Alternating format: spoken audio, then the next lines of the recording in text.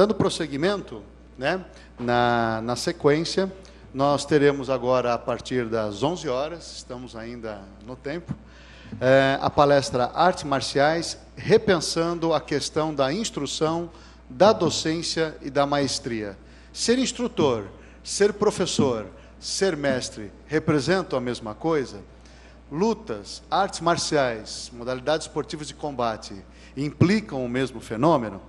Para esta temática, nós vamos ter também uma contribuição generosa, e eu convido a compor a mesa, né, o mestre Léo Mamura, que representa a Moya Wing Chun Martial Intelligence. Por favor, mestre Léo.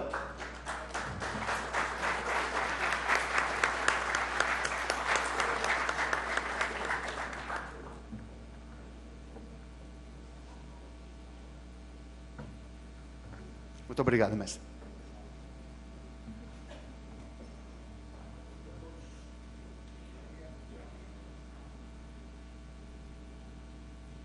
Melhorou agora? Bem, quando fui convidado para fazer essa apresentação no segundo Fórum Paulista de Artes Marciais, o tema que me foi proposto foi lutas e artes marciais, repensando a questão da instrução, docência e maestria. Me pareceu uma tarefa árdua, porque nós temos aí duas categorias diferenciadas. Nós temos aí a instrução e a docência de um lado e a maestria do outro, que é o resultado de um processo que pode advir da instrução e da docência. E o que eu observei, e aliás eu queria até parabenizar aos organizadores, particularmente o professor Dr. Walter Roberto Correia, porque esse tema, ele só se permitiu ser repensado através do âmbito das lutas e artes marciais, ou, até melhor, no processo de evolução da luta em arte marcial, que é o que eu gostaria de compartilhar com vocês. Aliás, um fórum é um momento de discussão. Então, eu gostaria de utilizar o meu tempo, metade dele, para a minha explanação, e a outra metade para que nós possamos discutir esses fatores. E eu queria dizer que pensamentos das mais diversas linhas vão ser muito bem-vindas, porque o grande benefício que nós tiraremos desse encontro é justamente o respeito à diversidade. Então, aqui é muito importante nós aqui compartilharmos realidades das diferentes artes marciais, dos diferentes esportes de combate, porque aí sim justificará a presença de tantos expoentes, de tantas pessoas qualificadas nesse momento. Por quê? Porque, até seguindo a fala do professor Daniel, aliás, o e-mail dele, que saiu, inclusive, por uma indelicadeza minha, entrou no meu, é daniel.carreira@ual.com.br. Tá? Quem quiser, né, escrever professor Daniel, vocês viram que é uma coisa altamente, né, não só interessante, ele fez parte de um momento importante das artes marciais e hoje atua significativamente no campo da docência, que é uma coisa que é rara dentro dos nossos meios. Por isso que eu sempre tenho insistido num ponto que eu acho fundamental nós pontuarmos antes de começar qualquer coisa. Nós tivemos um momento de introdução das artes marciais pelos mestres pioneiros, que vieram, os primeiros vieram juntamente com a imigração japonesa, isso mais ou menos 100 anos, e esses mestres pioneiros tinham as mesmas angústias, dúvidas que nós temos hoje. E infelizmente, muitas vezes, não tiveram oportunidade do Estado, a oportunidade da sociedade está oferecendo para nós hoje, de discutirmos essas angústias. Nós víamos esses mestres pioneiros como verdadeiros doadores da verdade. E eles, muitas vezes, pela diferença de cultura, não tiveram outra alternativa a não ser se posicionar assim. Então é um momento de reflexão. Eu acho que o professor Daniel, aqui se colocando, ele se colocou nobremente nessa posição.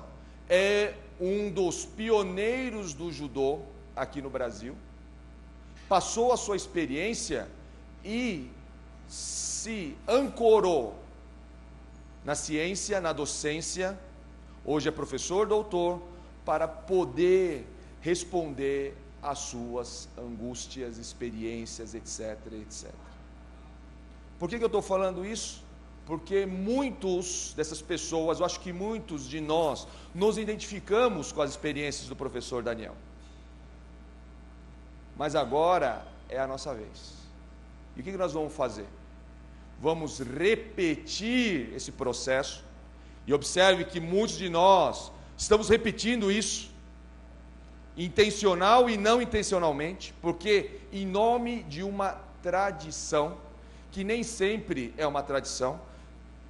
É muito interessante isso. Aquilo que muitas vezes nós encaramos como tradição, são práticas extremamente recentes, que muitas vezes não tem um século de duração, tem algumas dezenas de anos apenas, e que foi introduzido como se fosse algo antiquíssimo. Sendo que a reflexão nossa hoje é para que nós possamos identificar o que realmente é a tradição. Tradição vem de traditio, a entrega. É uma prática que é checada a cada geração, para que possamos constatar a sua validade. Se ela é válida, ela é preservada. Se ela não é válida, ela é esquecida e é renovada. Mais importante do que repetir o igual, na tradição é importante renovar o semelhante, porque é isso que nós vamos verificando ao longo da nossa história. E isso ficou mais dramático com a internacionalização das artes marciais, onde nós saímos de uma cultura oriental e fomos para uma cultura ocidental, uma cultura africana e vamos para uma cultura americana, e assim por diante, e também em função de uma situação ainda mais, vamos dizer assim, ampla, que é a globalização. E é nesse momento que nós temos que saber respeitar o diverso. E aqui nós estamos para isso. Então vamos lá. Primeira coisa que eu gostaria de atacar, né, já que nós estamos num fórum de artes marciais, né, é a questão da instrução. Nós vemos aqui a instrução. Meu pai falava que toda vez que você não sabe uma coisa, você tem que procurar no pai dos burros. Sabe o que é o pai dos burros? É o dicionário, né? Ontem, coincidentemente, eu vi uma propaganda de um dicionário dizendo que não é pai dos burros mais, é pai dos inteligentes. Então vamos lá, né? A instrução no vernáculo quer dizer, obviamente, ato de instruir, transmissão de conhecimento ou formação de determinada habilidade, ensino, treinamento, etc. Vocês vão observar a mais ampla gama de atuação na instrução, que vai desde a mera transmissão de conhecimento até a educação formal, que é o corpo de a educação, a cultura, a erudição, explicação, ordem, prescrição, etc. Então, nós vimos basicamente que a instrução é algo que é muito útil quando nós temos um momento de dinamismo como nós temos hoje, onde o mais importante muitas vezes é o recebimento de uma técnica, ou instruções para que nós possamos fazer rápido algo. É a mesma instrução que nós temos quando, por exemplo, eu fui orientado pelo responsável pelo som. O que ele falou para mim? Você pega esse cabo, põe aqui, tá? E você vai ver que vai funcionar direitinho. E para minha surpresa funcionou. Isso é instrução. Que cabo que é esse? Liguei onde? O que fez funcionar? Eu não sei. Mas que funcionou, funcionou. E muitas vezes, no dinamismo de transformação, que é o nosso mundo atual, isso já é suficiente. Muitas vezes, na demanda da necessidade, isso é suficiente. Mas quando nós estamos falando de docência, nós estamos falando de algo mais amplo. Docência, ela tem uma questão que está ligada ao ensino, ao magistério, que vem de magister, que é a liderança. Você observa que é o ensinar. É interessante a etimologia dessa palavra, que é impor uma marca, insígnia. Então é interessante que é um trabalho ativo de um docente em transmitir algo para alguém. Só que tem uma questão que nós temos que levar em consideração. O fato de eu ensinar não significa necessariamente que o outro aprendeu. E isso é uma coisa interessante. Por isso que a docência, ela é algo que é muito marcante dentro da nossa sociedade, é a base da nossa sociedade, e ela abrange vamos dizer assim, uma profundidade maior do que a mera instrução. Por favor, não vamos colocar a instrução numa qualificação menor do que a docência, porque muitas vezes, imagine você, se eu na urgência de cumprir o meu horário, para conectar a minha maquininha lá, o sonoplasta viesse dar uma aula de que, olha, mas primeiro você tem que aprender, você está sabendo esse cabo? Você sabe que fabricação que é esse cabo? Cuidado que esse cabo... Não teríamos tempo. Então, o momento histórico, a necessidade premente, é isso que determina se nós devemos utilizar o nível de transferência de conhecimento que está ligado à instrução ou à docência. Obviamente que o mundo acadêmico, ele está imerso, está fundamentado na docência, embora muitas vezes ele fica restrito à mera instrução. Então nós temos que ver isso. A docência me leva hoje a um conceito que é muito interessante, que é o exercício pleno da cidadania, que é uma coisa muito mais ampla, porque aí nós saberemos como que nós vamos poder viver de uma maneira mais sábia, mais inteligente, dentro de uma sociedade estabelecida, como no caso é a nossa. Eu falo isso pelo seguinte: imagine você falar de cidadania no Haiti atual.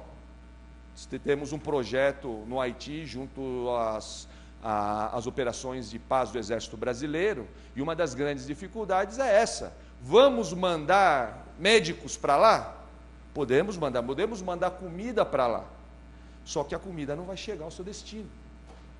O médico não vai conseguir exercer a sua missão pelo simples fato de não ter hospital.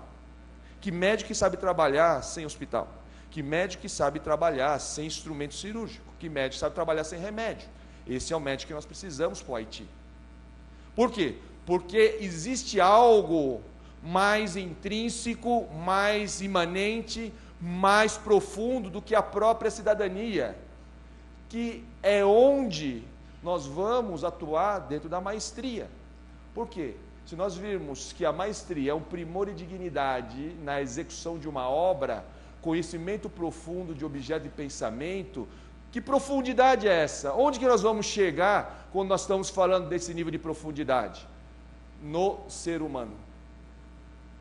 Que é uma coisa que muitas vezes nós esquecemos. Quando nós estamos falando de educação, de educare, nós temos que entrar no âmago do ser humano.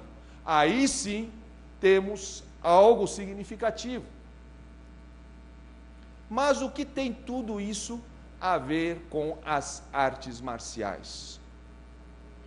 O que tudo isso tem a ver, ou melhor, como que as artes marciais podem, a experiência das artes marciais, podem contribuir para que nós possamos repensar, conforme foi me proposto, a instrução, a docência e a maestria.